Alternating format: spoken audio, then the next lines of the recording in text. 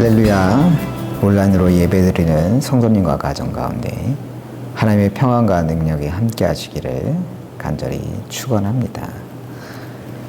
우리의 삶을 결정짓는 여러 가지 요소들이 있습니다.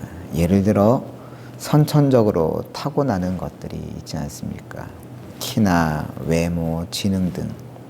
하지만 이런 것들 말고도 우리 인생을 결정짓는 것들이 많은데 그중 대표적인 것이 만남입니다. 우리가 누구를 만나느냐에 따라서 전혀 다른 인생을 살게 되기 때문입니다. 흔히 인생에 있어 세 가지 만남이 결정적이라고 말합니다.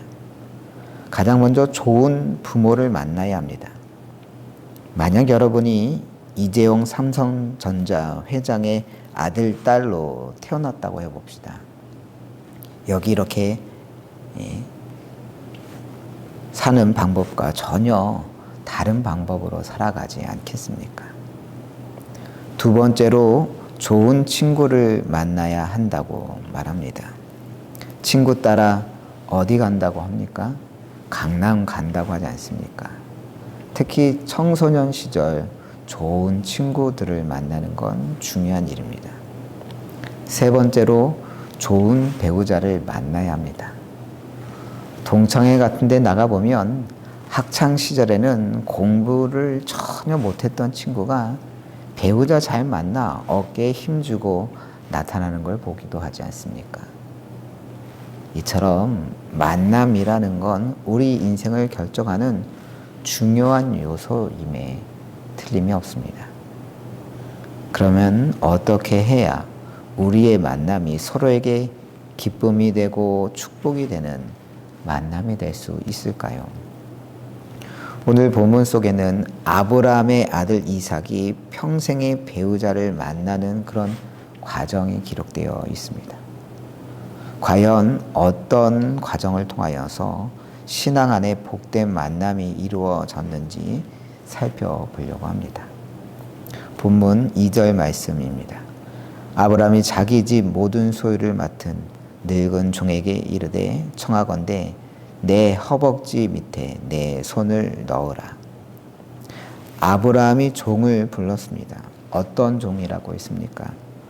자기 집 모든 소유를 맡은 늙은 종이라고 했습니다. 아브라함이 특별히 믿어 그의 모든 소유를 관리를 맡긴 그런 충직한 하인이었던 겁니다. 그러면서 내 허벅지 밑에 내 손을 넣어라 라고 했는데 이건 단순히 신체 접촉이 아니라 당시에 통용되던 거룩하고 엄중한 맹세의 행위로서 지금으로 따지면 하나님의 이름으로 맹세하는 것과 비슷한 행동이라 할 수 있습니다. 그럼 왜 아브라함은 종에게 이런 엄중한 맹세를 하도록 했느냐? 그 종에게 특별한 미션을 맡기기 위해서였습니다.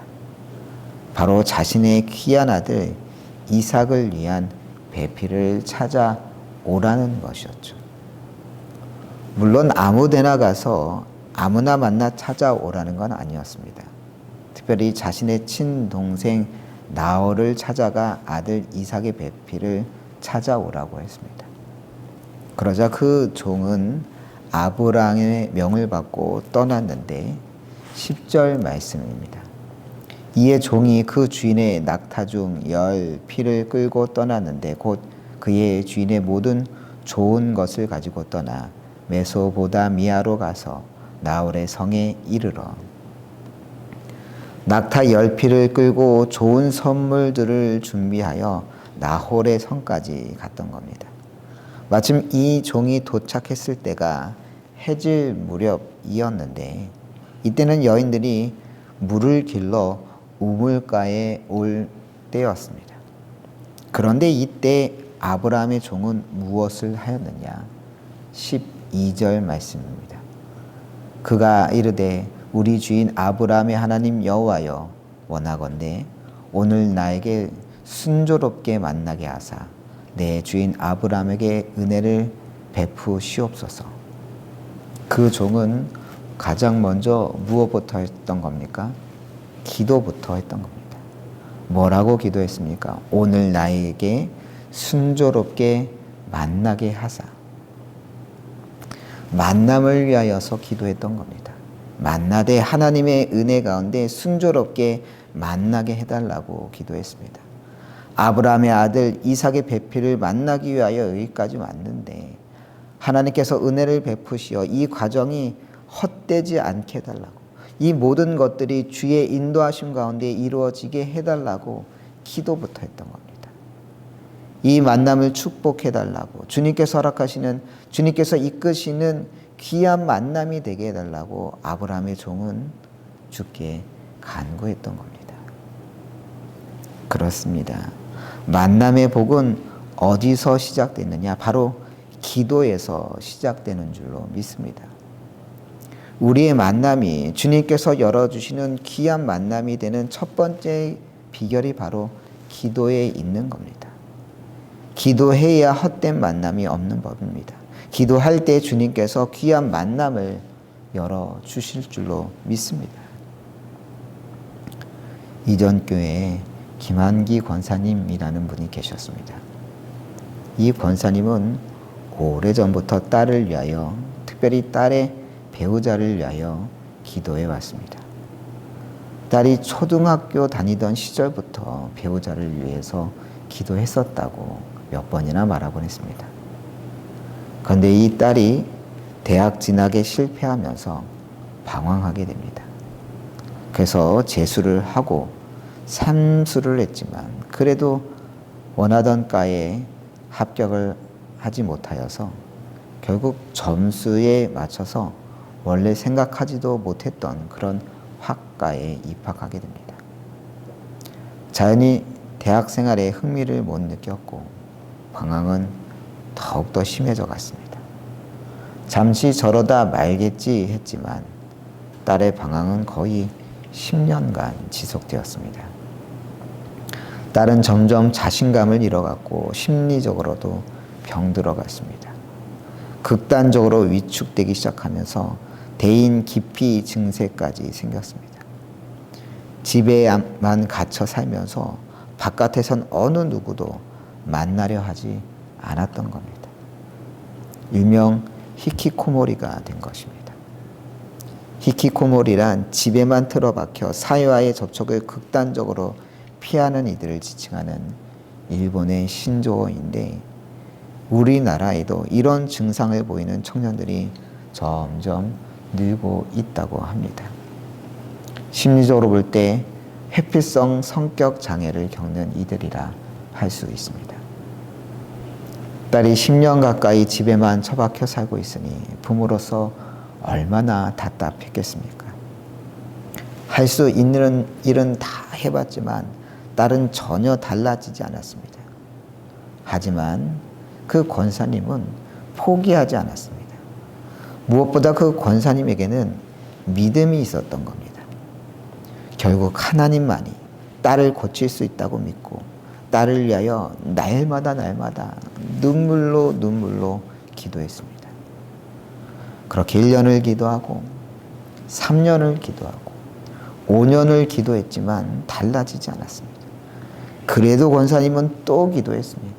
7년을 기도하고 10년을 기도하고 그렇게 눈물로 10년의 기도가 채워질 무렵 응답이 시작됐습니다. 딸이 집 근처에 작은 교회에 출석하게 된 겁니다. 그리고 놀랍게도 그곳에서 하나님의 만져주심을 경험할 수 있었습니다. 주님이 살아계시며 자신의 인생에 있어 진정한 의미는 주님 안에 있음을 깨닫게 됩니다. 주님 은혜에 감사하면서 교회의 봉사를 시작하기 시작했습니다. 먼저 제단 꽃꽂이 봉사를 시작했고 이후에 예배 반주자로 섬겼습니다. 그 무렵 제가 그 가정을 신방하게 되었는데 신방하며 이야기를 나누던 도중 그 권사님이 갑자기 눈물을 펑펑 쏟으며 이렇게 고백했습니다. 목사님, 하나님께서 제 기도에 응답하셨어요. 지난 10년간 얼마나 울었는지 몰라요. 날이면 날마다 딸 때문에 울지 않는 날이 없었어요. 그런데 주님께서는 그런 제 기도에 응답하셨어요. 그날 권사님은 신방 예배가 끝날 때까지 계속해서 눈물을 흘렸습니다. 하지만 단순히 슬픔의 눈물이 아니었습니다. 자신의 딸을 만지셨다는 감사의 눈물이기도 했습니다. 부모의 눈물의 기도에 응답하신 하나님의 은혜에 감사하는 그런 눈물이었습니다. 이후 그 권사님의 딸은 주님의 은혜로 완전히 새 사람이 되어 삶의 활기를 되찾았고 열심히 신앙생활하게 되었고 결국 오래전부터 기도했던 믿음의 배우자를 만나게 되어서 가정을 꾸려 더욱 열심히 신앙 안에서 함께 신앙생활을 하게 됩니다. 10여 년 포기하지 않고 기도했던 권사님의 기도가 귀한 결실을 맺게 되었던 것입니다. 그렇습니다. 신앙 안에 복된 만남이 이루어지기 위하여 가장 먼저 해야 할 일은 기도로 준비하는 것입니다. 오늘 본문 속에서 아브라함의 종이 이삭의 배우자를 찾기 이전에 가장 먼저 기도했음을 기억해야 합니다. 그렇게 기도했을 때 어떤 일이 벌어지느냐? 15절 말씀입니다. 말을 마치기도 전에 리브가가 물동이를 어깨에 메고 오니 그는 아브라함의 동생 나홀의 아내 밀가의 아들 부두엘의 소생이라. 말을 마치기도 전에 누가 나타났습니까? 장차 이삭의 부인이 될 리브가가 나타났던 겁니다. 그가 누구냐? 아브라함의 동생 나홀의 아내 밀가의 아들 부두엘의 소생이라 했습니다. 쉽게 이야기해 아브라함 동생의 손녀라는 것입니다. 어떻게 이 리브가가 기도도 마치기 전에 나타나게 되었겠습니까? 하나님의 세밀한 인도하심이 있었던 것입니다. 기도로 충분히 준비될 때 주님께서는 우리 인생에도 우리 자녀의 인생에도 세밀하게 인도하시고 만남을 허락하실 줄로 믿습니다. 기도하는 자에게 복된 만남도 허락되는 줄로 믿습니다. 하나님의 인도하심을 믿으며 기도로 준비하여 만남의 복을 누리는 여러분 되시기를 소망합니다. 그런데 오늘 본문에 보면 아브라함이 종에게 아들 이삭의 배필을 찾도록 명하면서 그 조건을 제시하는 장면이 등장합니다. 3절, 4절 말씀입니다.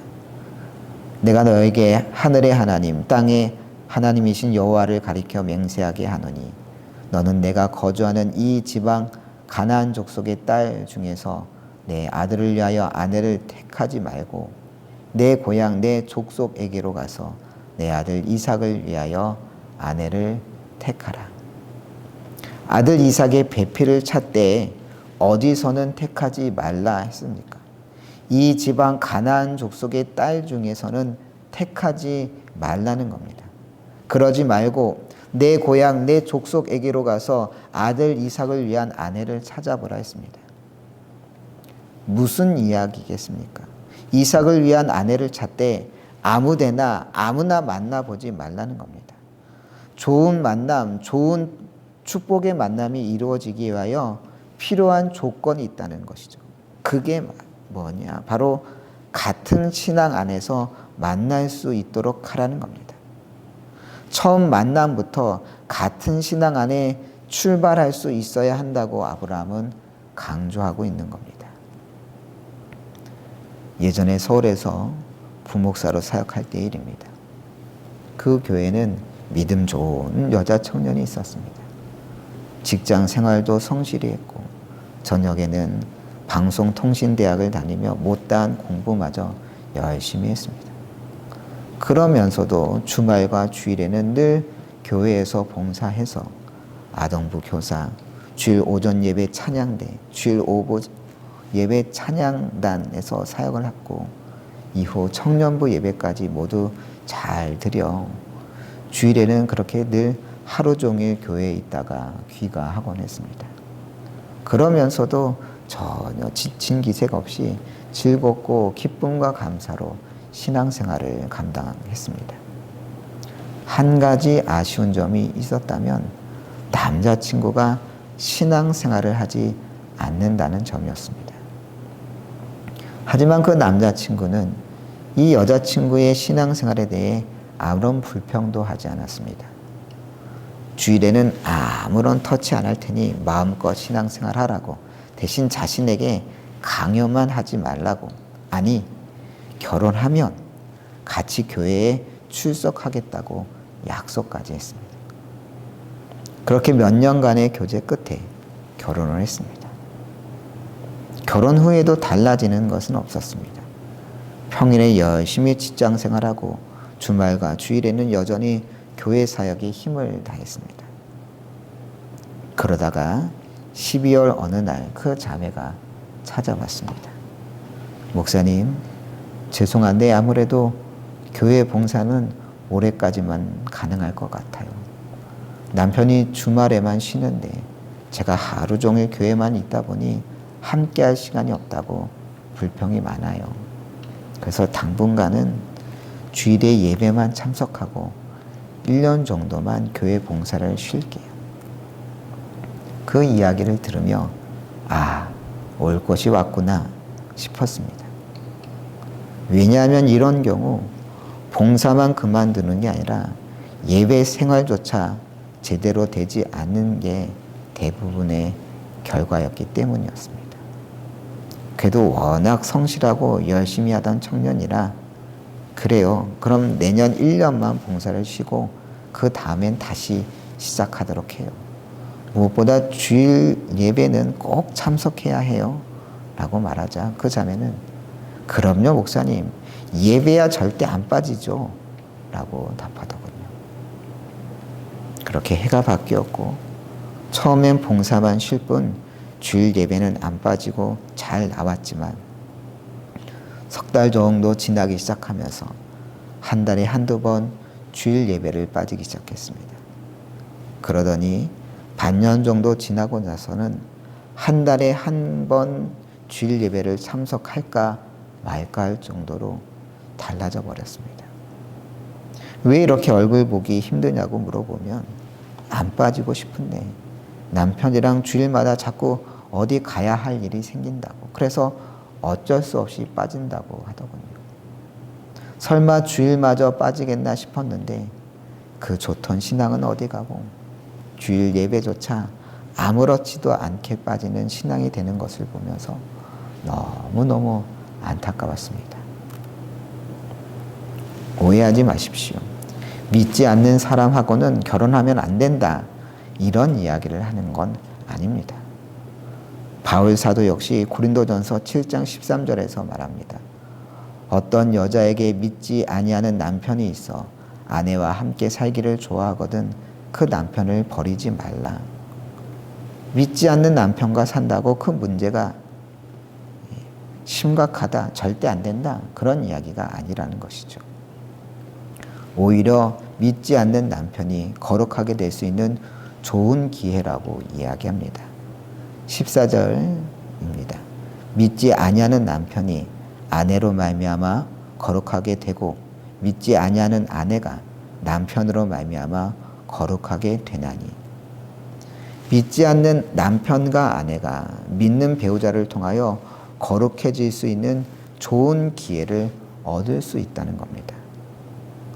하지만 잘못하다가는 결혼 생활이 신앙에 지장을 초래할 수 있다고 바울 사도는 경고합니다. 32, 33, 34절입니다. 장가 가지 않는 자는 주의 일을 염려하여 어찌하여야 주를 기쁘시게 할까 하되 장가 간 자는 세상 일을 염려하여 어찌하여야 아내를 기쁘게 할까 하여 마음이 갈라지며 결혼 전에는 주님을 기쁘시게 하는 데 집중하다가도 믿지 않는 이와 결혼하게 되면 주님을 기쁘시게 하기보다 아내를 기쁘게 하기 위하여 결국엔 마음이 갈라질 수 있다는 겁니다. 가장 좋은 것은 뭐겠습니까? 당연히 마음이 갈라지지 않는 겁니다. 부부가 하나 되는 마음으로, 한 마음으로 주를 섬기는 것만큼 귀하고 아름다운 일이 없다는 것이죠. 집사람과 저는 완전 성향이 달랐습니다. 예를 들어 쉬는 방법부터 달랐습니다. 쉬는 날이면 저는 무조건 집에 처박혀 꼼짝 안 하고 있어야 피곤이 풀리는 타입이었습니다. 그런데 집사람은 쉬는 날이면 무조건 밖으로 나가야 한다는 거였습니다. 결혼하고 쉬는 날마다 너무너무 힘들었습니다. 쉬는 날 밖으로 나간다고? 아니 왜? 집에서 쉬어야지 왜 밖으로 나가? 그런 생각이 계속 들었던 겁니다. 하지만 괜히 입 밖으로 말했다간 다툼이 될 것 같아 꼭꼭 참고 쉬는 날마다 외출하곤 했습니다. 그 외에도 사사건건 너무 달랐지만 그래도 큰 문제 없이 살 수 있었던 것은 신앙 덕분이었습니다. 신앙 안에 있으니까 서로 다른 의견이 있어도 다른 생각이 있어도 조금씩 양보하고 타협해가며 조절할 수 있었던 것이죠. 그런데 때로 신앙 안에서조차 조정이 안 되는 일이 있었습니다. 가장 대표적인 사건이 이전에도 이야기했었던 차량을 팔자는 집사람의 이야기였습니다. 오늘날 새벽 기도에 갔다 온 집사람은 형편이 어려운 목사님을 돕기 위하여 잘 타고 다니던 SUV 차량을 팔자는 이야기를 했습니다. 처음엔 그 이야기를 듣고 도저히 용납이 안 됐습니다. 그 당시에도 이미 아이가 둘이었으니 차가 없으면 안 되는 때였죠. 더군다나 따로 모아둔 돈도 없어 새로 차를 뽑을 형편도 아니었는데 갑자기 차를 팔자고 하니 절대 받아들일 수 없었던 겁니다. 형편 어려운 목사님을 돕는 게 나쁘다는 게 아니라 그것도 우리 형편과 사정에 따라 해야지 할 수 없는 걸 하자고 하니 이해할 수가 없었던 것이죠. 하지만 이 문제를 놓고 기도하면 할수록 제 의견을 고집할 수 없었습니다. 어려운 형편인 건 맞지만 그렇다고 차를 처분한다고 그게 살고 죽는 문제도 아니고 어떻게든 살아갈 방법은 있지 않겠습니까? 거기다가 다른 목회자를 돕자고 그런 좋은 일을 하자고 말하면서 차를 팔자고 하는데 어떻게 끝까지 싫다고 고집할 수가 있겠습니까? 결국엔 제 의견을 고집을 내려놨습니다. 그래서 차를 팔고 대략 1천만 원의 돈을 마련하여 그 목사님을 후원해 드렸습니다. 그런데 그렇게 한번 진통을 겪은 후에 의견 합의를 보게 된 덕분인지 그 다음부터는 비슷한 일로 더 이상 의견 충돌 같은 것은 없었습니다. 몇 년 후 교회에 화재가 있고 예배당 재건을 위한 건축 헌금을 해야 할 때 1천만 원을 헌금하자고 이야기하자 집사람은 당연히 그래야 한다는 표정으로 그렇게 하자고 하더군요. 또 몇 년 지나 집사람이 암 판정을 받고 보험사로부터 첫 보험금이 나왔었습니다. 그러자 집사람은 그중 일단 1천만 원을 헌금하자고 하더군요. 이번에는 저 역시 아무런 망설임 없이 그렇게 하자고 동의를 했습니다. 이후 또 시간이 흘러 일산교회에 부임하게 되었는데 교회에 차량이 노후되어서 교체해야 했습니다. 이번에는 집사람에게 제가 먼저 이야기했습니다. 아무래도 지금 타고 있는 차량을 팔아 교회 차량 구입하는데 보탬이 되어야 할 것 같다고. 그러자 집사람은 좋은 생각이라고 그렇게 하자고 하더군요. 물론 이번에는 몇몇 교인들이 반대하긴 했지만 저희 부부야 타던 차를 팔아 헌금하는 게 처음도 아니었기에 전혀 고민거리도 안 되었습니다. 사실 팔 수 있는 게 자동차뿐이어서 그거라도 팔 수 있다는 게 감사했던 것입니다. 그리고 또 몇 년의 시간이 흘러 집사람의 장례가 났습니다. 정말 많은 분들이 장례식장을 찾아와 주었고 예상치도 못한 많은 부조가 들어왔습니다. 장례를 치르면서 가장 먼저 생각 들었던 것은 교회에 감사 헌금을 해야겠는데 얼마를 하면 좋을까 싶었습니다. 아내가 살아있다면 같이 이야기하면 좋을 텐데 이번엔 저 혼자 결정해야 한다는 점이 아쉬웠습니다. 이번에도 일단 1천만 원을 헌금해야겠다 싶었습니다. 왜냐하면 그렇게 하는 걸 가장 기뻐하고 좋아할 사람은 집사람이라는 생각이 들었기 때문이었습니다. 왜 이런 이야기를 하는 거냐? 단순히 돈 문제, 헌금 문제를 이야기하는 게 아닙니다. 부부가 같은 신앙적 관점을 갖는 게 중요하다는 점입니다. 그저 문의만 그러는 게 아니라 신앙에 대한 같은 관점, 같은 헌신의 마음을 가지는 것, 그것이야말로 주님께서 축복하시는 부부인 것이죠.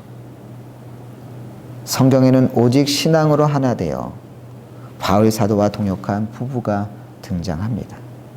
바로 브리스길라 아굴라 부부입니다. 로마서 16장 3절과 4절입니다. 너희는 그리스도 예수 안에서 나의 동역자들인 브리스가와 아굴라에게 문안하라. 그들은 내 목숨을 위하여 자기들의 목까지도 내놓았나니 나뿐 아니라 이방인의 모든 교회도 그들에게 감사하느니라. 바울 사도는 로마 교인들에게 브리스길라 아굴라 부부를 나의 동역자들이라고 소개하면서 그들은 바울 사도의 목숨을 위해서라면 자기의 목까지도 내놓았다고 했습니다. 얼마나 대단한 일입니까? 그런데 더욱 대단한 것은 사실 부부가 함께 그러했다는 사실입니다. 남편과 아내 어느 한쪽만 그러했다는 게 아니라 남편 아내 할 것 없이 부부가 오직 신앙으로 하나 되어 자신의 목숨까지도 아까워하지 않고 신실하게 사명을 감당하는 동역자였다는 것이죠. 우리 삶을 복되게 하는 그런 복된 만남은 그냥 이루어지지 않습니다.